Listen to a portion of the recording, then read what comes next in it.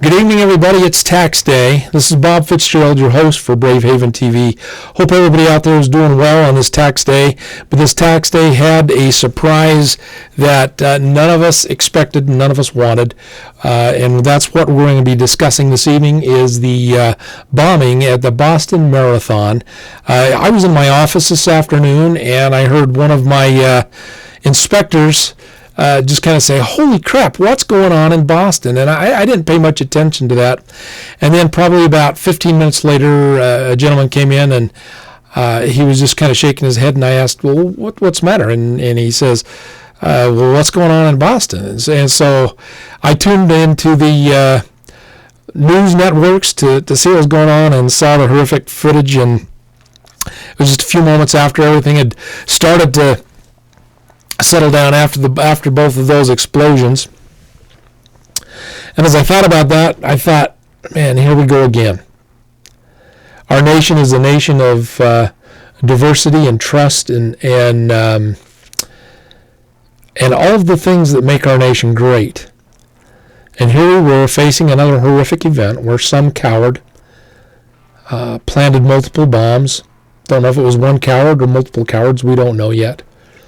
Multiple bombs were planted and in cowardly fashion detonated in a crowd with completely innocent people, people running, watching their loved ones finish the race and clamoring to see the finish of the race of the Great Boston Marathon. And that all happened today. We're going to cut to a video here that is provided to us by the Boston Globe that is just some of the footage of that, and we'll just kind of play that. I've not really previewed this footage, but here we go with that footage.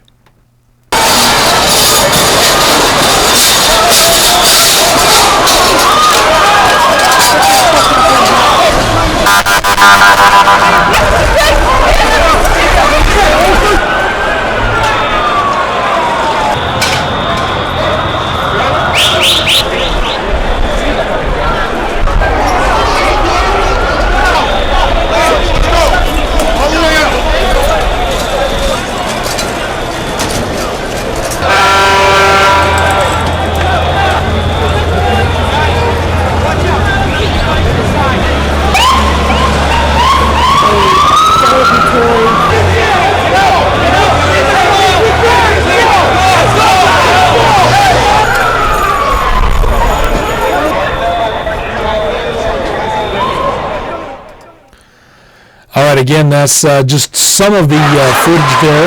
Oops. Replaying the footage again. Didn't mean to do that. Some of the footage there, you saw the aftermath of them extricating some of the patients, taking them to triage areas to have their wounds looked at and prioritized. And this is deeply a sad day. My heart goes out to those people who were injured, those families. My heart goes out to the people of Boston in general. It goes out to our nation. We are a nation that right now is no stranger to turmoil, no stranger to things that are not pleasant. And, it's just kind of interesting that we're seeing this kind of thing go on in the world today. That when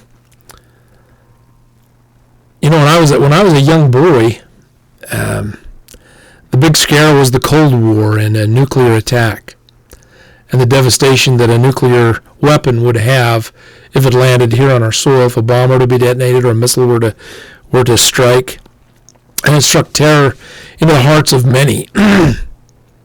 And now, the Cold War, so to speak, has shifted to an unseen enemy, and oftentimes we don't know who the enemy is. Could be the person sitting next to us on the bus. Could be anybody. And we just never know what's in their hearts and what's in their thoughts.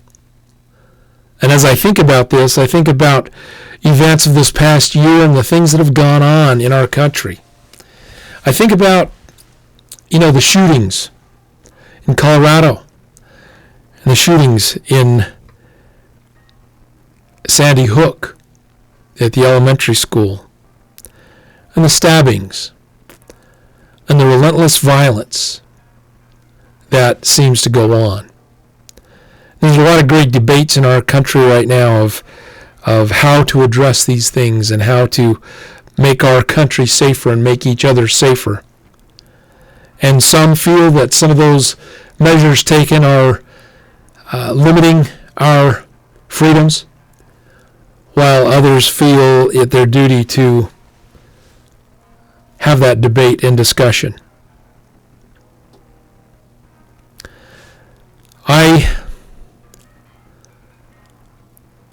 Those acts of violence that have come, and this act of violence, we don't know if it is someone with just a sick, warped mind. We don't know if it is an organized attack. We don't know if it's a terrorist attack. In essence, it is a terrorist attack. Any of those are terrorists that create mayhem and create that sense of terror and fear. That is an act of terrorism in and of itself.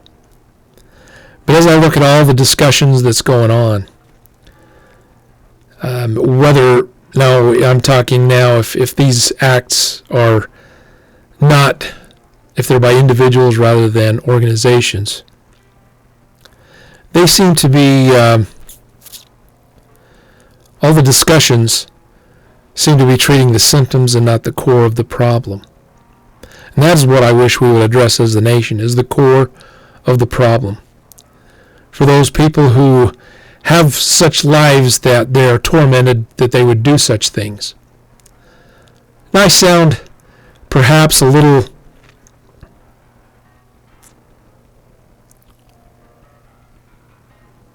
trying to think of the correct words. It may sound like I am sympathetic to those people, and believe me, I am not sympathetic to their actions. But I would like to know what has caused them to come to that point. What drives a person to take a weapon into a theater and to attack people that they don't know, to booby trap their apartment? What type of person, or what causes a person to walk into an elementary school, to shoot young, innocent children out of anger and out of vengeance and out of sickness of mind? What drives these people to these actions? What drives these people to the actions of bombing innocent people at an honored event? I posted earlier today that this topic was called Patriots Dreams. And I found out, incidentally, that on April 15th, there's a group or a celebration of people that somehow call themselves patriots that do this, Timothy McVeigh and the sort. And that is not the message of this Patriots Dream. My Patriots Dream is this: that we would be one nation, under God, indivisible.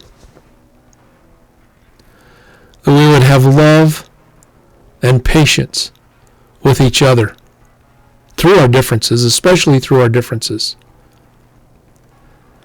That we would not hate. That we would not try to create hype over verbiage that is innocent. That we would set aside the past. The past grievances, the past mistakes, the past sins of omission and commission. And that we would move forward as a nation.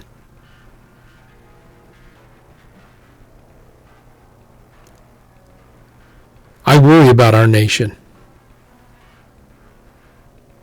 I have a belief that this land we live on is a promised land, as long as we do the things that God would have us do. And God would not have us hate. And God would not have us belittle one another.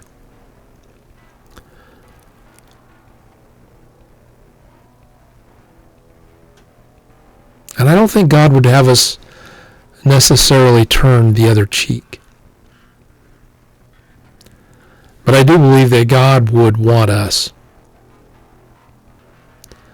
to think and remember that that person that we may hate or have ill feelings towards or not want to associate with very well and very much is our brother and our sister. No matter what race, what religion, what creed. Doesn't mean that we just throw open arms and say, all is fine, welcome. We need to be guarded. It's an evil world. There are evil people in the world. And even those evil people are our brothers and sisters. But we need to understand better as a people what causes them to be evil. And some will never find out the reason. Some are just sick and twisted and warped. But for those who are troubled, whom we might be able to help, whom we might be able to see the light of a better day, are the ones we need to reach out for. I'll give you an example of what I'm talking about. When I was a young boy, my father was the deputy warden of the Utah State Prison. And we lived on the prison grounds. Our house was on the prison grounds. That time the warden and the deputy warden had to live on the prison grounds, and therefore their families did also. So I had a different childhood because my playmates were actually inmates. Well, while there at the Utah State Prison, I used to go over and ride my bike over all the time, especially in the summertime, to see my father at his office, to get a haircut, to have lunch, and to do those kinds of things. And I remember as a very young lad going to the barbershop, which was on the second floor of the entrance as you went into the prison. And there was a prisoner there washing these dingy windows with steel wires in them. And I asked him, I said, "What are you doing? Why are you washing that window?" And he picked me up. And he picked me up so I could look out that window. And he says, "What do you see?" And I says, "I see the outside. I see the outdoors." He says, "What else do you see? Do you see the mountains?" I said, "Yeah, I see the mountains." "Do you see the sky?" And I says, "Yes, I see the sky." And then he explained to me, he says, "A lot of the guys in here don't get to see much of that. And all I'm trying to do is help them to have a better outlook on life." Now, I don't know, I was probably 4 at that time. And I know it sounds strange that a 4-year-old would be there at the prison, being held by a prisoner, not ransom, not in a bad way, but being held by a prisoner so I could look out that window. And he could teach me that valuable life lesson. Even though he was incarcerated, he wanted to help the men that were locked up for very serious crimes a better outlook on life. Rather than something dingy and grimy to look through, he cleaned that glass so they could have a clear view of what is good in the world. And that's, my friends, that's what I feel that we need to do with those who are troubled. And believe me, there are many. I don't know how to do it. I don't know that the psychologists know how to do it. I don't know how we identify these people.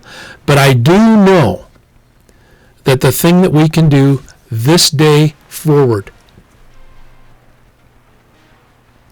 Be a little kinder to each other. To help those who are in need of help.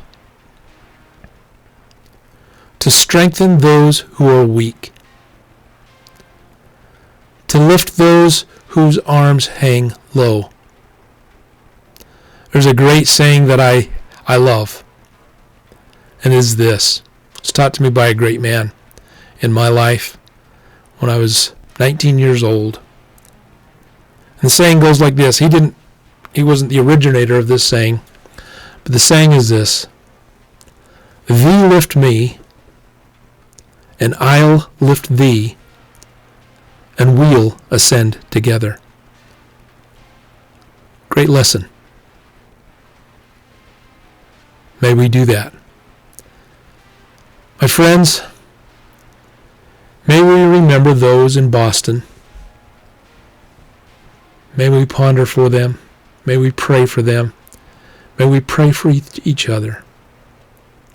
May we pray for the leadership of our nation, that they may lead us in the way that the Lord of Lords and the God of God and the King of Kings would have us be led. Whatever your faith or your lack of faith, whatever you believe or don't believe, let's lift one another and ascend together so that we might return to be the great nation of the United States. That we may not treat symptoms, but that we would fight the disease itself. God bless Boston. God bless the police officers and the investigators that are working the crime scene. May the person or people responsible for this act be caught soon, and may they be brought to justice. This is Bob Fitzgerald. Thank you so much for tuning in. I'll let you listen to a little more music, and then I'll be signing off. But thank you very much.